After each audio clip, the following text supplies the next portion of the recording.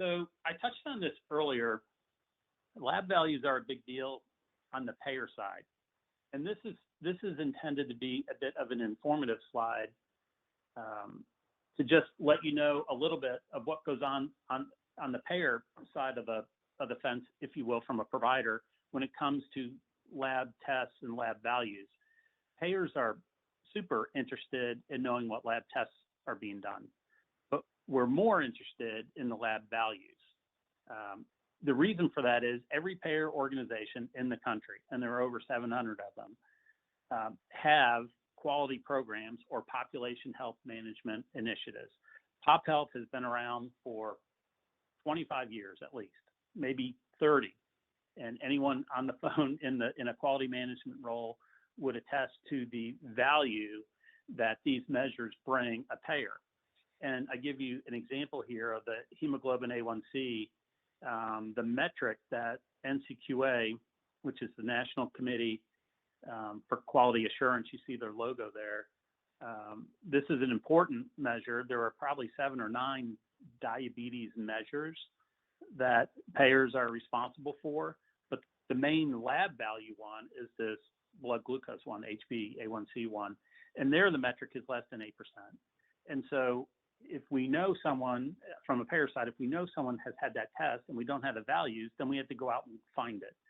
We got to go to the primary care office, maybe they have it, or we got to contact the lab. But if we get that connectivity, if we get those lab values from the lab network, then it makes our job easier. It's interesting to note lab expenses are less than a payer's annual claim spend.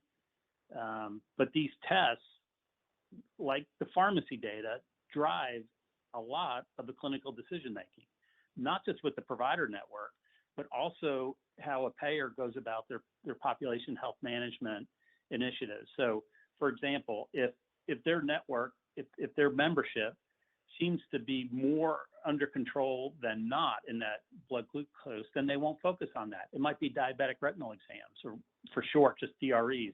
Or it might be something that has nothing to do with diabetes. They'll focus on some other area, but they don't know, a payer doesn't know what to focus on if they don't have all the data.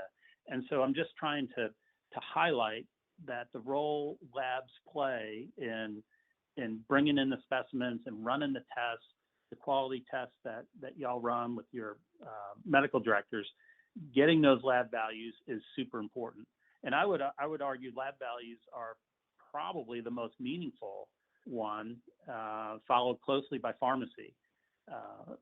In the pharmacy data is when you link those two together, the lab values, pharmacy data, and a couple other interesting claims, then the payer can get a real clinical picture or clinical profile of what's going on with their population, and that drives their initiatives to improve quality.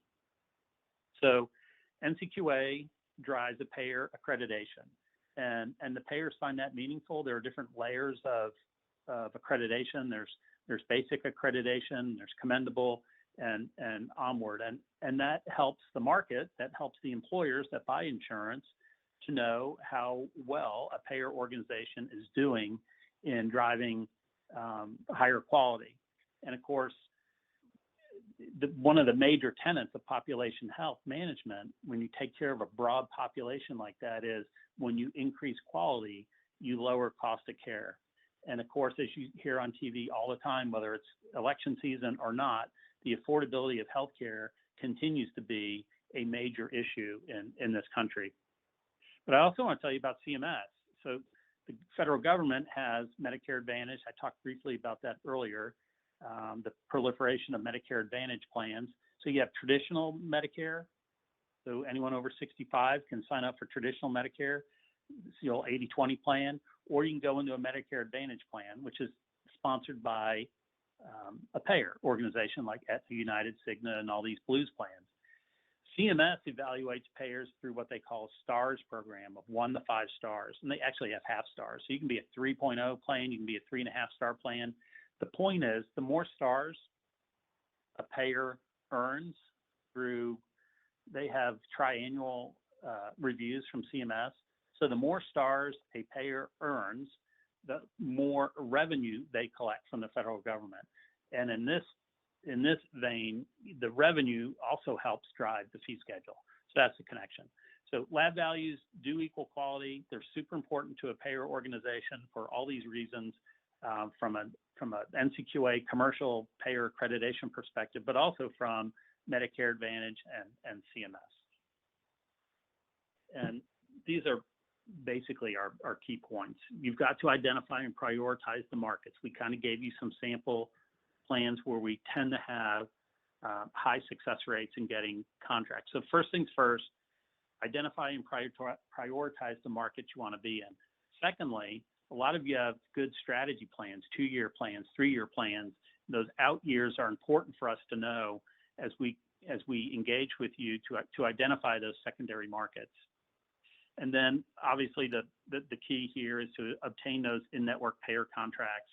It helps monetize the lab, increase your payments, and then obviously try to maximize the revenue for the lab.